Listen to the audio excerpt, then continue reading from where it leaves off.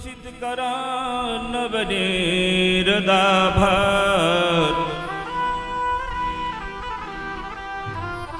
पीतांबर दरुणबिंब फलादरोष्ठ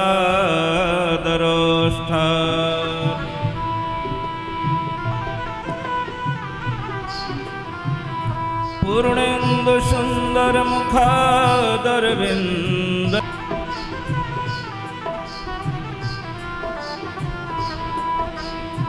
जय जय श्री राधारमण जय जय नवल किशोर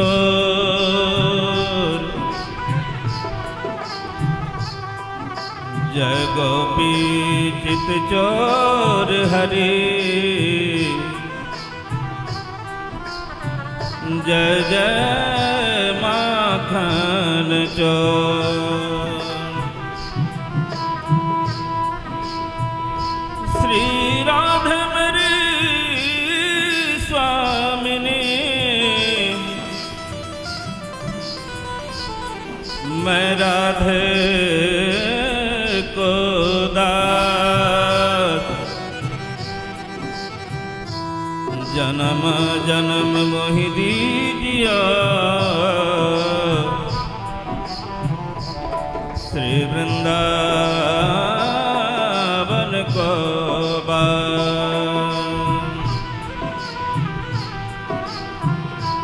जन्म जन्म मोहि दीजिया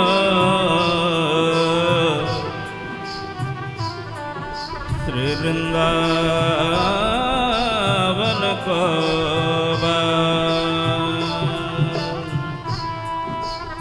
जय हे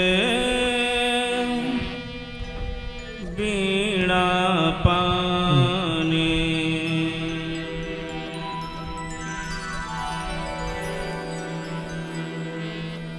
शिव कल्याणी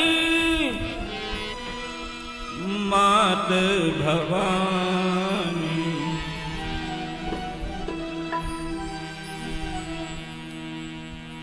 जय जय जय हे वीणा पानी जय जय जय हे वीणा पानी शिव कल्याणी मात भवानी शिव कल्याणी जय जय जय हे वीणा पानी शिव कल्याणी मात भवानी शिव कल्याणी मात भवानी जय जय जय हे वीणा पानी जय जय जय हे वीणा पानी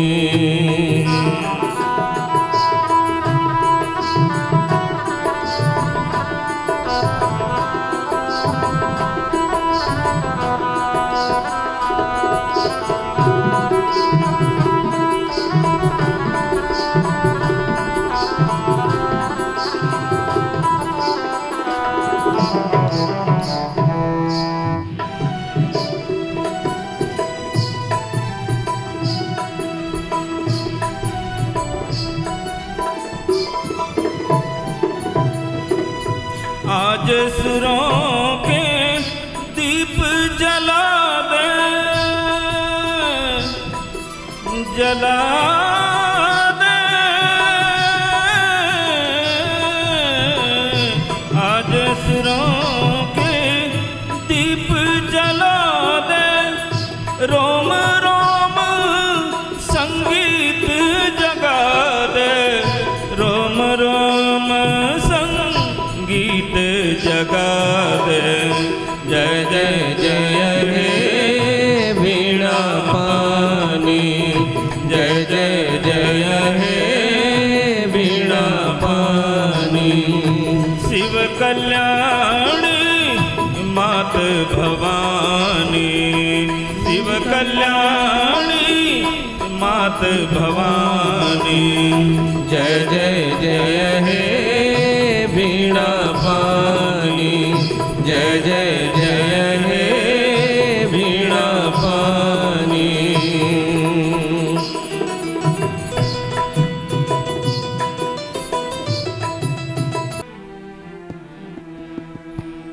बोल जयकारा बोल मेरे श्री गुरु महाराज की जय।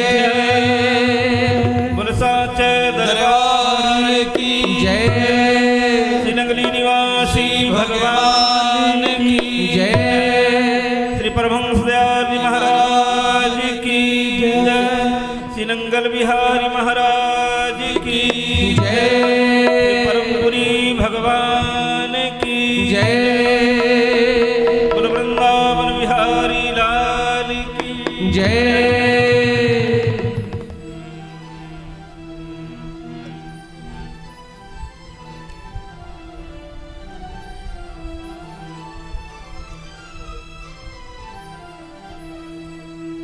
हे मेरे सतगुरु प्रणाम बार बार। होठों पे हो आपका ही नाम बार बार।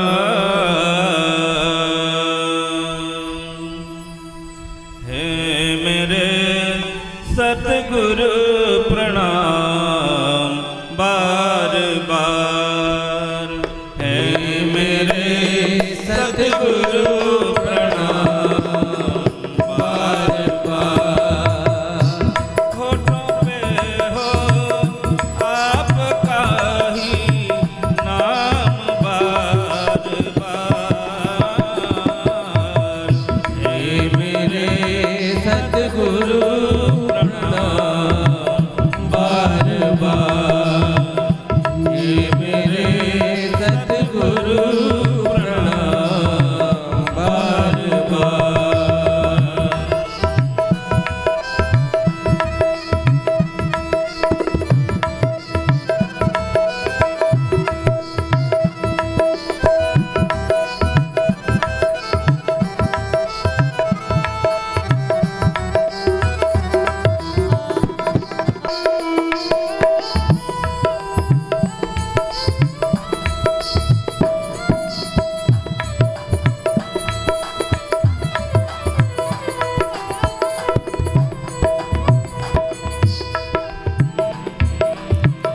चरणों में हो मन सदा। चरण हो मंजिल सदा। चरणों में हो मन सदा। चरण हो मंजिल सदा। चरणों में हो मन सदा। चरण हो मंजिल सदा।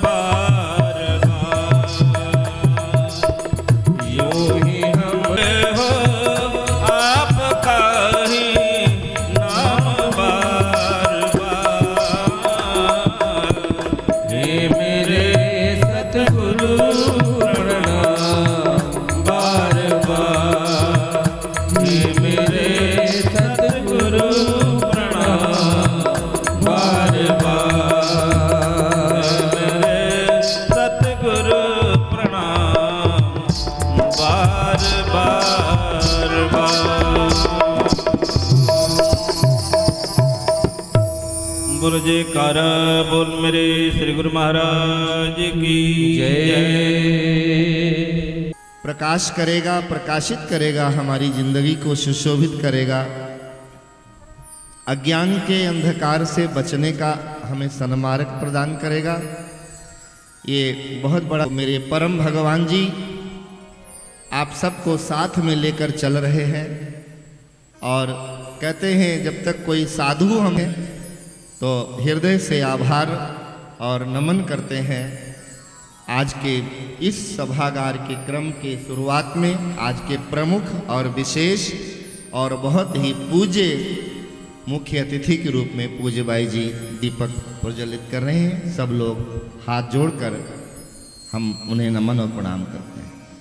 हरि ओम स्वस्ति न इंद्रो बृहस्पतिर्वाः स्वस्ति नः पूषा विश्ववेदाः स्वस्ति नस्तारिक्षो अरिष्टनेमि स्वस्ति नो बृहस्पतिर्ददातु।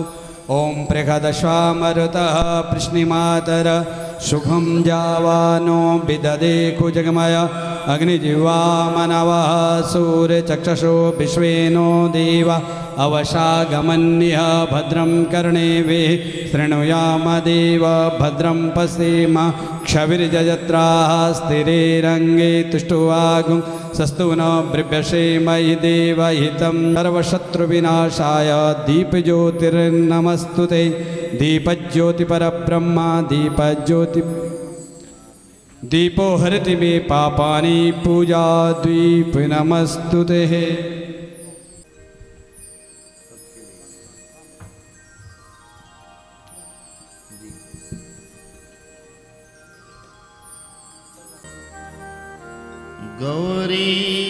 गौरीसुताय गणनाथ नमो नमस्ते।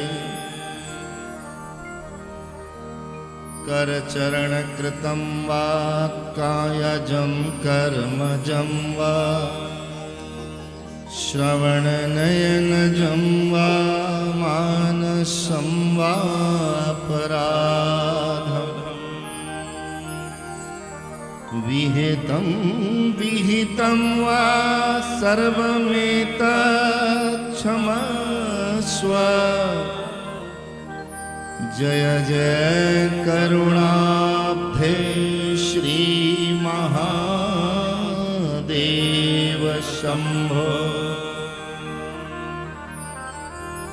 नारायण समारंभां शंकराचार्य मध्यमाम् अस्मदाचार्य पर्यन्तां वन्दे गुरु परंपरा।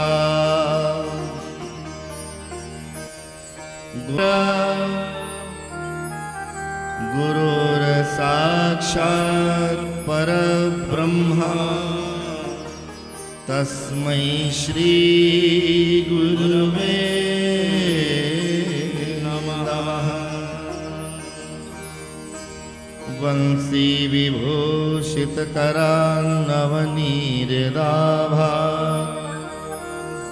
पीताम्बरादयरुणबिम्बफलाधरोष्ठा पूर्णेन्दुसुन्दरमुखादयरविन्दनेत्रा। कृष्णात् परं किमपि तत्त्वमहं न जाने। नमोऽस्तुते व्यास विशालबुद्धे पुल्लारविन्दायतपत्रनेत्रम्। येन त्वया भारततैलपूर्णः प्रज्वालितो ज्ञानमया प्रदीपः। जितेन्द्रियं बुद्धिमतां वरिष्ठं वातात्मजं वानरयोत्तमो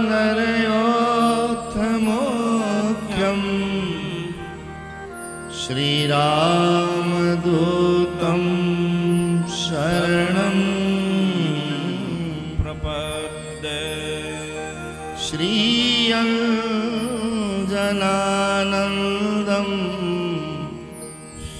शरणं प्रपद्ये कृष्णाय वासुदेवाय हरये परमात्मने प्रणतः क्लेशनाशाय गोविन्दाय नमो नमः। श्रीगोविन्दाय नमो नमः। करारविन्देन पदारविन्दं मुखारविन्दे विनिवेशयन्तं वटशपत्रशपुटे शयानं बालं मुकुन्दं मनसा स्मरामि। कृष्ण गोविन्द हरे मुरारे हे नाथ नारायण वासुदेव विग्रहे गोपकन्या मुरारी पादार्चितवृत्ति दयादिकं अवसादगोचर गोविन्द दामोदर माधवेति गृहे गृहे गोपवधू कदम्बा सर्वे मिलित्वा समवाप्ययोगं पुण्यानि नामानि पठन्ति नित्यं गोविन्द दामोदर माधवेति सुखं शयानां निलये निजभिनिश्चितं तन्मयतां व्रजन्ति गोविन्द दामोदर माधवेति वैरसखे मधुरप्रियात्वं सत्यं हितं त्वां परमं वदामि। आवर्णयेथा मधुराक्षराणि गोविन्द दामोदर माधवेति त्वामेव याचे मम देहि जीवे समागते रन्ध्रधरे कृतान्ते वक्तव्यमेवं मधुरं सुभद्रा गोविन्द दामोदर माधवेति भजस्व मन्त्रं भवबन्धमोक्त्य जीवे रसखे सुलभं मनोज्ञं द्वैपायनान्ते मुनिभिः प्रदत्तं गोविन्द दामोदर माधवेति गोपालवन्ते हररूप सिन्धु योगेश नारायण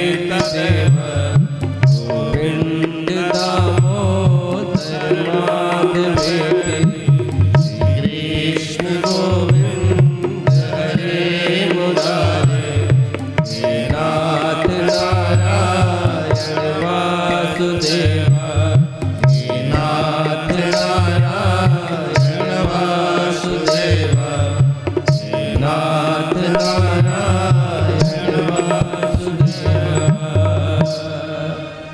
श्री राधारमण भगवान की जय। श्री गौरी शंकर भगवान की जय। मेरे सतगुरुदेव भगवान की जय। श्री परमहंस दयाल जी महाराज की जय। नगरी निवासी भगवान की जय। श्री नंगल बिहारी महाराज की जय। श्री परमपुरी भगवान की जय। बोलो श्री वृंदावन बिहारी लाल की जय। श्री गंगे माता की जय। श्री गौ माता की जय। श्री भारत माता की जय। सत्य बनवारी मेरो राधा रमण गिरधारी गिरधारी श्याम बनवारी। हे आनंद भवन हे सुख के करण हे आनंद भवन हे सुख के करण। हे आनंद भवन है सुख के करण हे आनंद भवन हे सुख के करण। हे आनंद भवन है सुख के करण गिरधारी श्याम बनवारी अब आई हमारी बारी गिरधारी श्याम बनवारी। मेरा राधा रमण गिरधारी गिरधारी श्याम बनवारी मेरो राधा रमण गिरधारी गिरधारी श्याम बनवारी। गिरधारी श्याम बनवारी गिरधारी श्याम बनवारी। हमारे महात्मा शरणानंद जी, उनको भी तिलक से सम्मानित किया जाएगा। ये व्यास गद्दी ही ऐसी है जहां हर जीव मात्र को सम्मान की दृष्टि से देखने की शिक्षा दी जाती है। किया अपमान तो फिर मान कहां पाएगा। आप लोग इतना मान देते हो तो इस व्यास गद्दी से सम्मान ही सम्मान मिलता है प्रत्येक छोटे को बड़े को। तो हमारे परम सेवा ट्रस्ट के सदस्य और शिमला से हिमाचल प्रदेश का प्रतिनिधित्व करने वाले हमारे आदरणीय श्री कपिल देव सूद जी, उनका आना भी एक समारोह की विशेष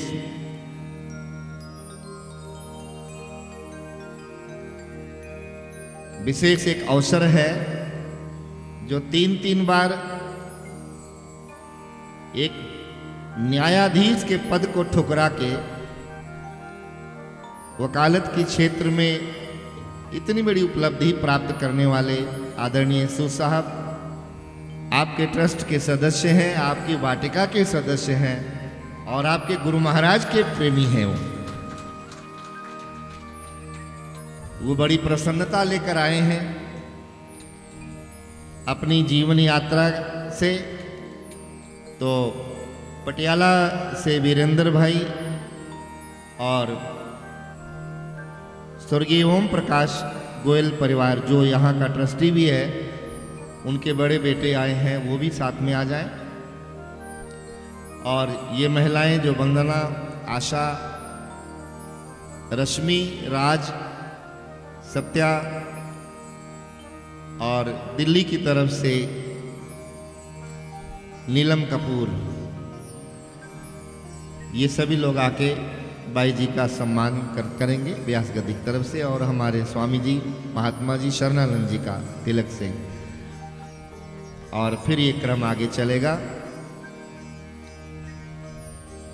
बोलो श्री वृंदावन बिहारी लाल की जय।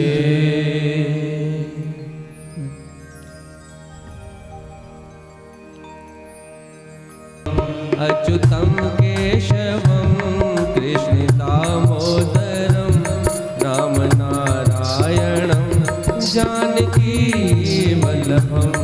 अच्युतं केशवं कृष्ण दामोदरं राम जय जय बोलो राम जय जय राम बोलो राम। अच्युतं केशवं कृष्ण दामोदरं राम नारायणं जानकी वल्लभम्। अच्युतं केशवं कृपं राम नारायणं जानकी वल्लभम्। गोविंदाय नमो नमः। निवासी सभी विप्र ब्राह्मण परम सेवा ट्रस्ट के क्रम से और पंचकुला आश्रम से जुड़े हमारे सभी विप्र ब्राह्मण,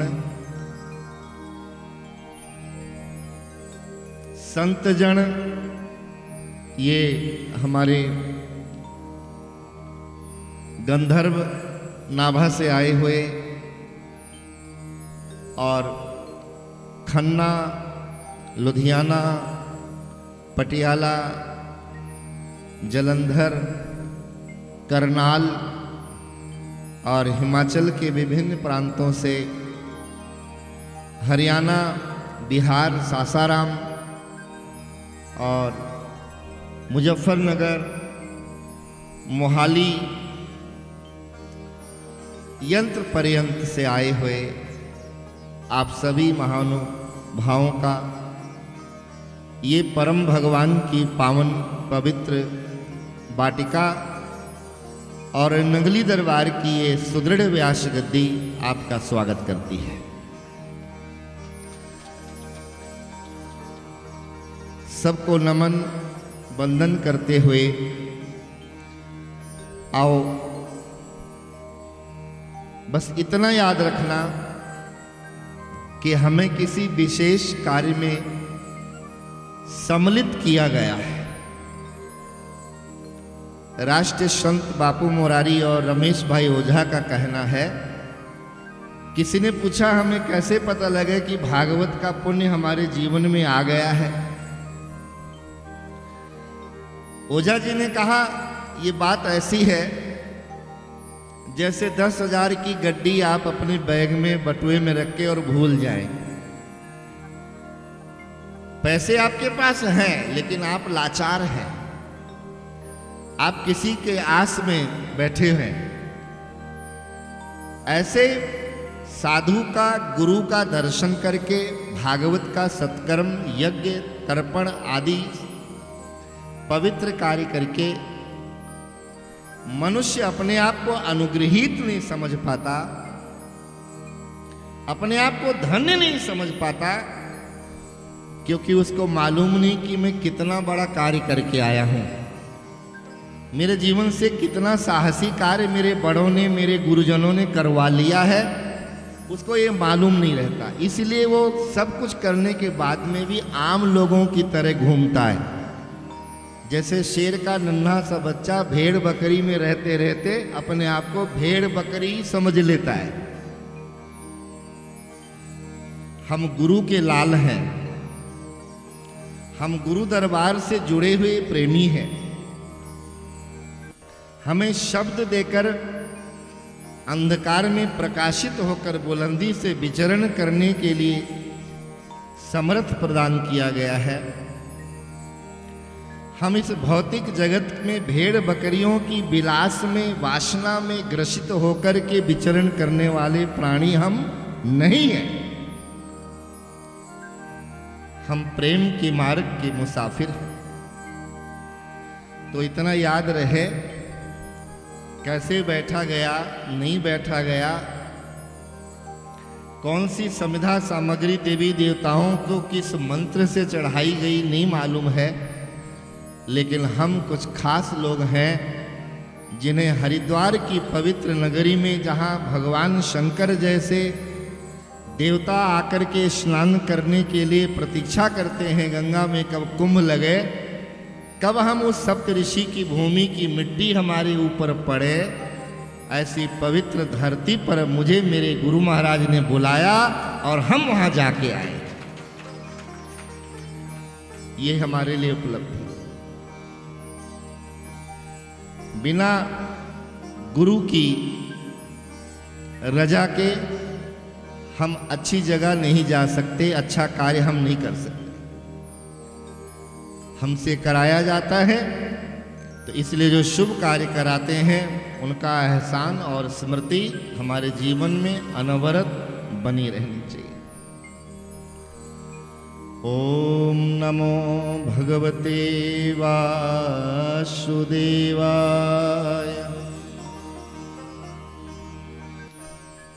कृष्णं नारायणं वन्दे, कृष्णं वन्दे व्रजप्रियम्, कृष्णं द्वैपायनं वन्दे, कृष्णं वन्दे पृथासुतम्।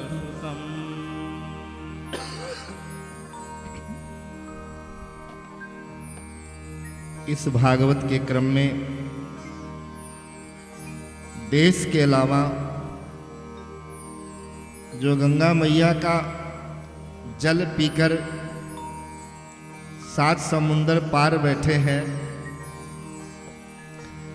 माँ ने पिलाया होगा, नानी ने पिलाया होगा, दादी ने पिलाया होगा, वहां के बच्चे भी इस भागवत की लड़ी में जुड़े हुए हैं।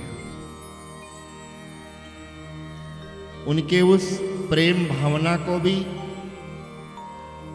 मैं सद्भाव व्यक्त करता हूं, और इस सत्कर्म का तत्व उनके जीवन में दिखाई दे, ऐसा व्यास गद्दी से आशीर्वाद भी देता हूं। भागवत जी में सबसे पहले महात्मा है, और महात्मा का ये संदेश है कि भागवत की महानता कितनी है। महात्मा का मतलब महिमा। उस महिमा को कैसे अपने जीवन में ढाला जाए, अपनाया जाए, ये प्रकरण दिया गया है। जीवन रहते हुए जीवन को श्रेष्ठ करने के लिए, जीवन यात्रा को सफल करने के लिए कैसे कार्य करने चाहिए, क्या क्या प्रयास करना चाहिए, यहां तक महिमा दिया गया है कि हम जीवन यात्रा में भागवत का सत्कर्म ना कर पाएं। कुछ स्वभाव के कारण सत्कर्म से दूर रहते हैं, कुछ प्रभाव के कारण सत्कर्म से दूर रहते हैं। मैं इतना बड़ा आदमी, मेरे घर में इतना शानो शौकत, मैं पब्लिक के बीच में जाके बैठूंगा? उस प्रभाव के कारण भी लोग सत्कर्म से वंचित रह जाते हैं।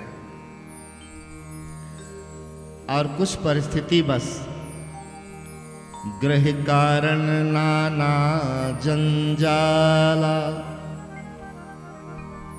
चाहते बहुत कुछ करना लेकिन परिस्थिति करने नहीं देती। कई लोगों की परिस्थिति अनुकूल होती है लेकिन शरीर की अनुकूलता नहीं होती। ये तो कोई हमारी सरोज बहन जैसा साहसी हो, संतोष शौरी जैसा साहसी हो, लोग मना करते हैं, माता पब्लिक में नहीं जाना। ये माताएं कहते हैं हम नहीं जाते बेटा, हमारी तो कोई उंगली पकड़ के ले जाता है। अब हम उसको कैसे मना कर सकते हैं? जब तक सांस है तब तक जीवन में आस बनी रहनी चाहिए। तो बहुत बहुत समस्याएं जीवन में बनी हुई हैं और समस्याओं को दरकिनार भी हम नहीं कर सकते, लेकिन उसी समस्याओं में रहते हुए चलते हुए हमने सत्कर्म की पूंजी भी हासिल करनी है। तो सबसे पहले भागवत के महात्म्य में तीर्थों के साथ साथ भागवत जी की महानता और परिस्थिति बस यदि हम अपने जीवन की उन्नति कल्याण के लिए सत्कर्म नहीं कर सके तो परिणाम क्या होगा। हम पहले कथाओं में जाते थे, बाहर जाते थे। नेपाल की कथा काठमांडू की हुई, बाई एयर जहाज में सब लोग गए। कुछ लोग ऐसे थे जो हर कथा में जाते थे लेकिन वहां नहीं जा सके। तो उनमें से जब वो बाजार में गए तो दुकानदार कहता, बहन जी तुसी तो इत्थे ही फिरदे हो, स्वामी जी तो सबको लेके काठमांडू बैठे हुए हैं।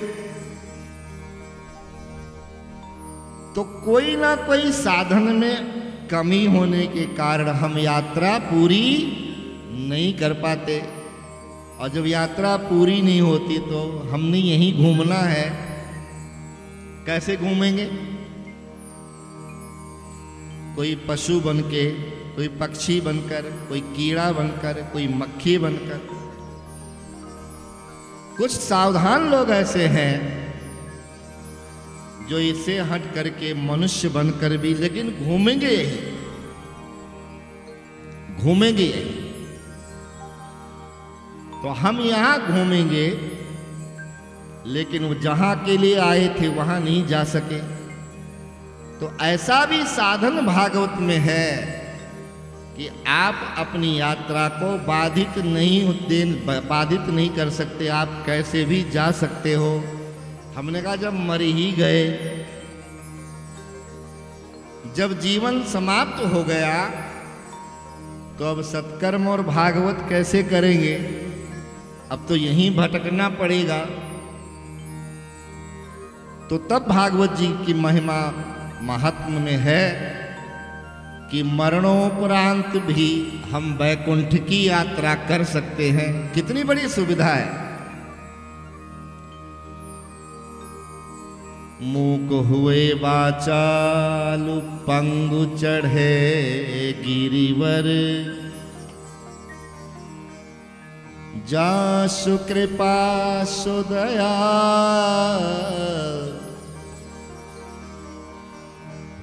गूंगे को बोलने की ताकत देने का समर्थ श्रीमद् भागवत में है।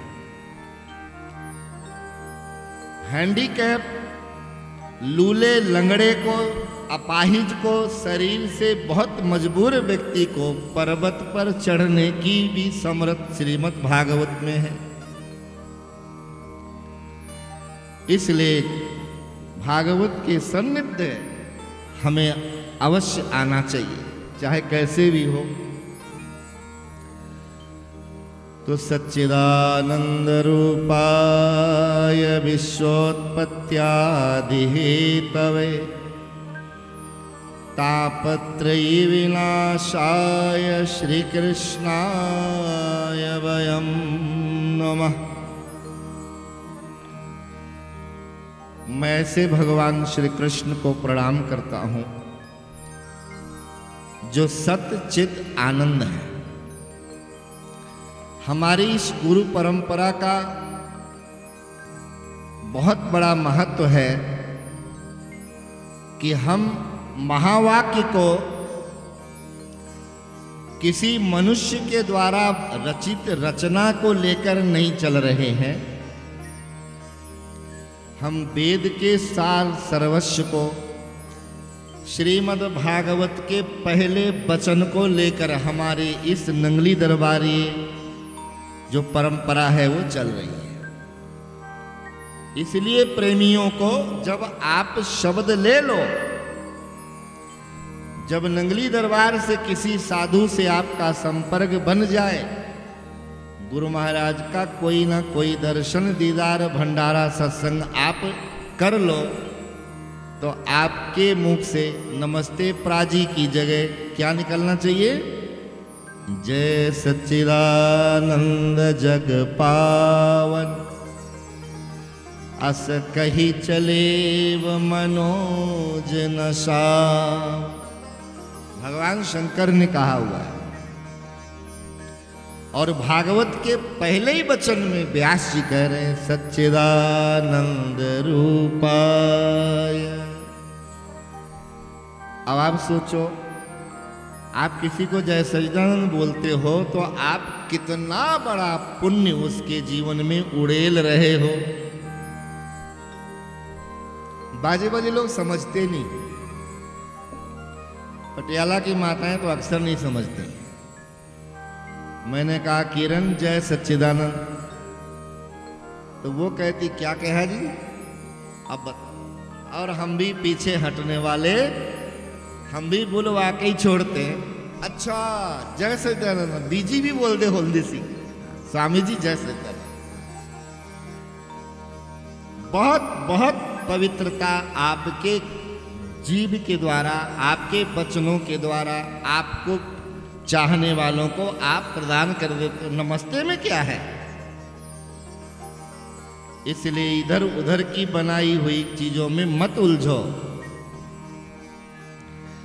तो सच्चिद आनंद एक शाश्वत शब्द है,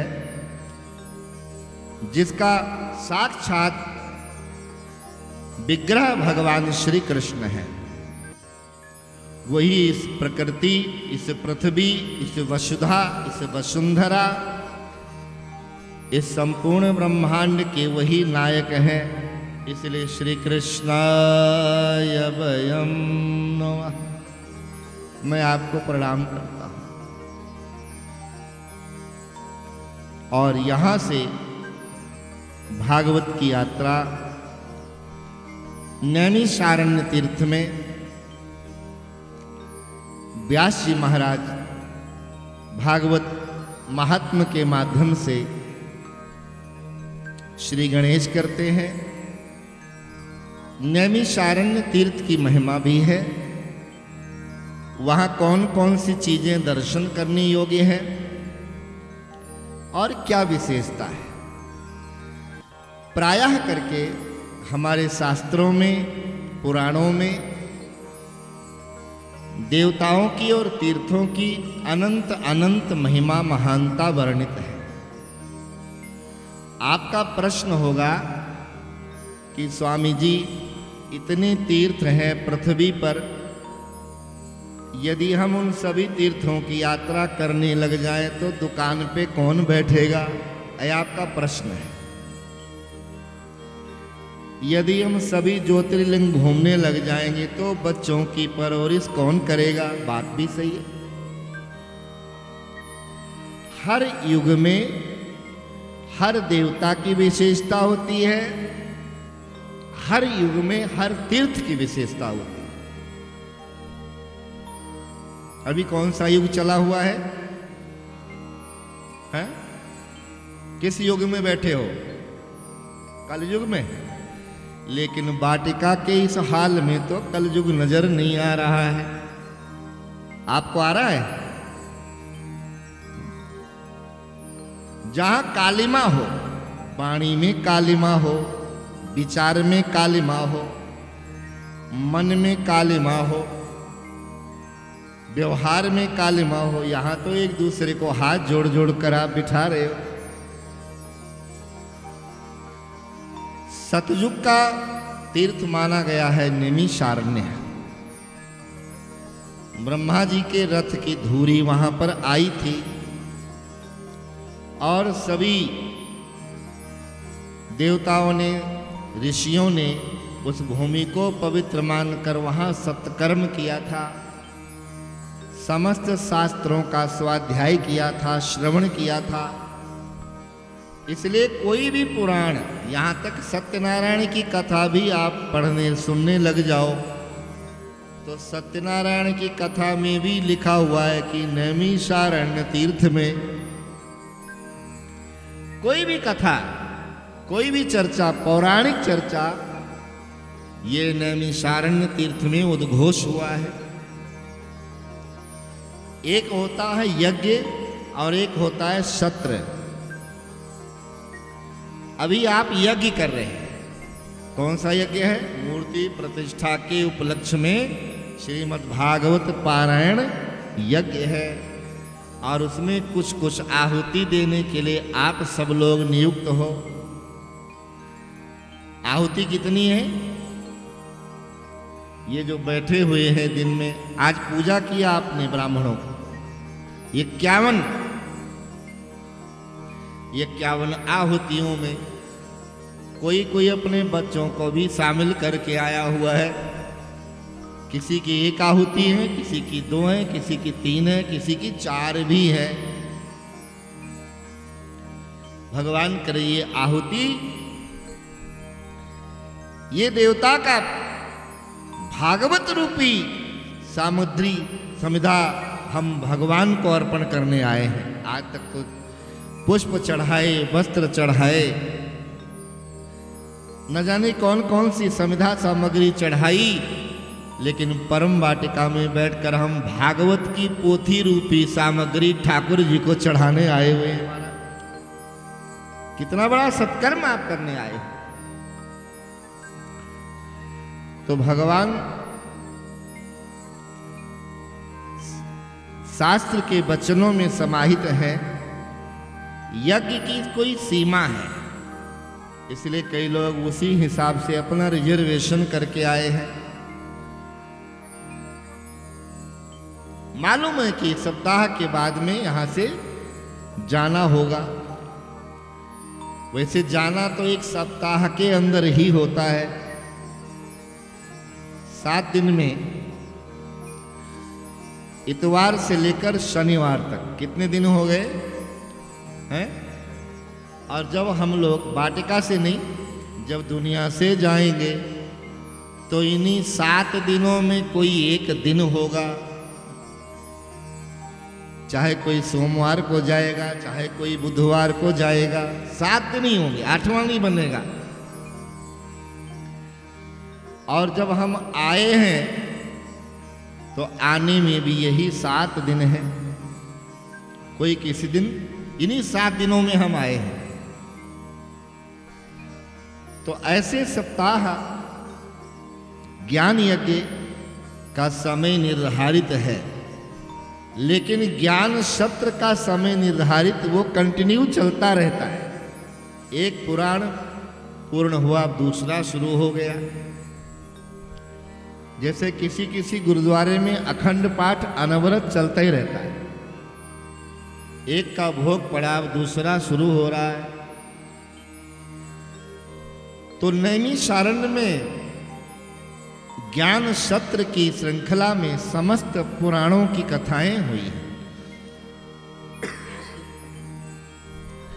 हम उस तीर्थ को प्रणाम करते हैं जो सतयुग की प्रधानता है। और आज हम कौन से तीर्थ में बैठे हैं? कौन से तीर्थ में हो? अयोध्या, मथुरा, माया, काशी, कांची, अवंतिका, ये 7 पुरियों में मायापुरी क्षेत्र में आप बैठे हो। और सभी पुराणों में हरिद्वार गंगा की महानता कलिकाल में सर्वोच्च बताई गई है। कलयुग के सबसे महान तीर्थों में हरिद्वार का नाम आता है। बोलो गंगे मैया जय। यहाँ 5 माताएं हैं। पहली माता कौन है? गंगा माता। दूसरी माता कौन है? भूमा माता। तीसरी माता कौन है? मनसा माता। चौथी माता कौन है? चंडी माता। कितनी हो गई?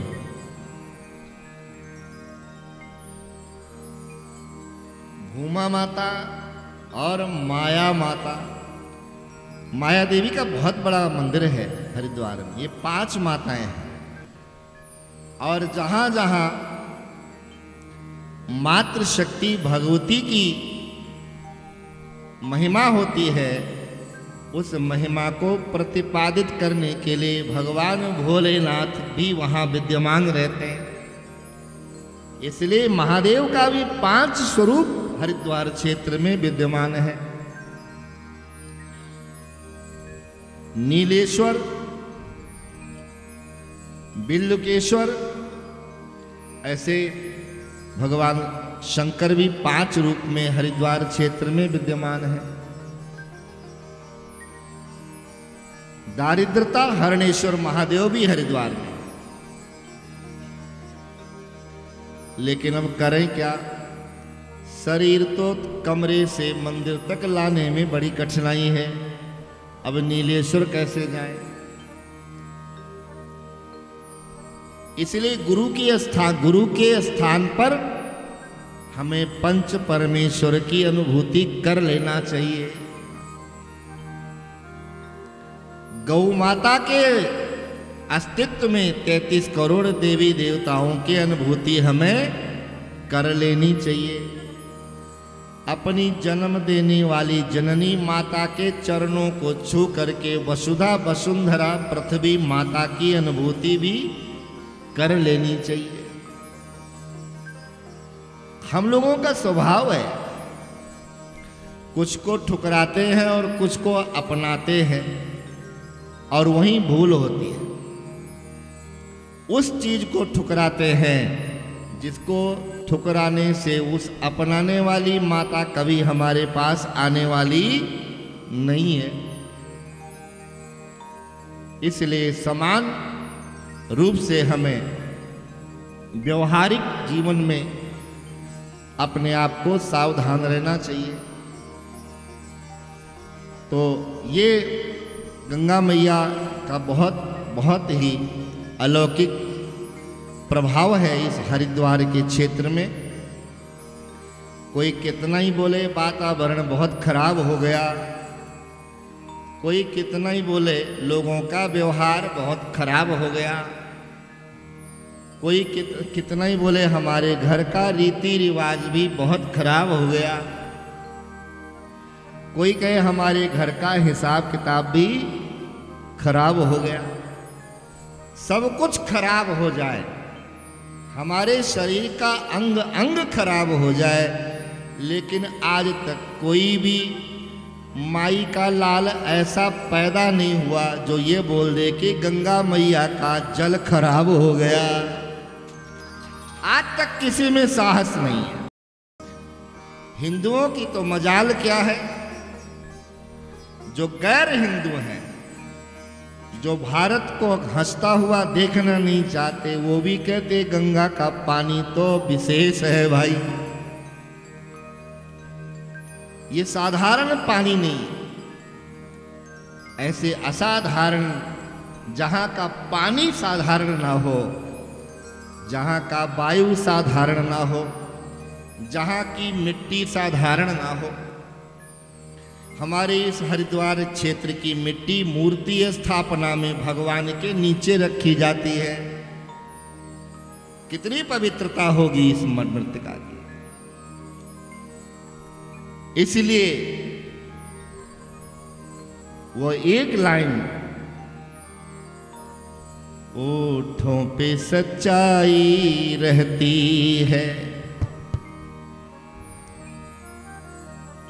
हर दिल में सफाई रहती है, हम उस देश के वासी हैं, हम उस देश के वासी हैं, जिस देश में गंगा बहती है, जिस देश में गंगा बहती है, जिस देश में गंगा बहती है।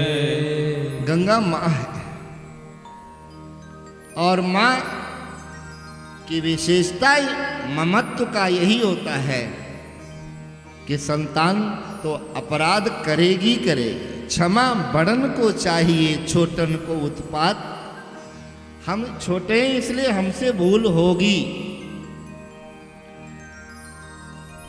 हम अबोध हैं इसलिए हमसे अनुचित कार्य होगा, लेकिन हमें संभालने वाली हमारी माँ की ममता है, वात्सल्य है, स्नेह है, वो गंगा में समाहित है। इसलिए बड़े बड़े साधु, बड़े बड़े पहुंचे हुए महात्मा महापुरुष, जिनके दर्शनों के लिए लंबी लंबी लाइन लगती हो, वो भी गंगा मैया के किनारे पत्थरों पे बैठकर चुपचाप मौन होके ना जाने क्या कहते हैं। क्योंकि कुछ लोग ऐसे हैं जो आपकी आवाज को सुनते हैं, कुछ लोग ऐसे हैं जो आपके इशारे को सुनते हैं, कुछ लोग ऐसे हैं जो आपकी चाहत को लेकर सुनते हैं, कुछ लोग ऐसे हैं जो आपको मौन दे करके वो सुनते हैं। ये मौन होकर महात्मा मुझसे क्या कहने आया है। और इसी संसार में कुछ लोग ऐसे हैं कि हम कितना ही चिल्लाते रहे, वो तो किसी भी प्रकार से तो सुनने वाले हैं ही नहीं। हम ही लोगों में वो कैटेगरियां बनी हुई। गौ माता, गंगा माता, गीता माता और गुरुदेव भगवान, ये चिल्लाने से ज्यादा तो मौन भाषा को सुनते हैं। यदि गुरु और शिष्य के अंतर की पवित्रता है, गुरु शिष्य के ऊपर दयाल है, उसको आज्ञा देने में संकोच नहीं होती, और शिष्य भी ये सोचता है कि मेरे गुरुदेव मेरे लिए कभी भी मेरे जीवन से खिलवाड़ नहीं कर सकते, तो वहाँ कहने की आवश्यकता नहीं है कि मेरे घर का छत जो है वो चू रहा है, वो आपको कहने की आवश्यकता नहीं है। यदि ऐसा अटूट संबंध है तो वर्षा ऋतु में छत का पानी आपके सिर पे नहीं, वो गुरु की माला पर चूने वाला होता है।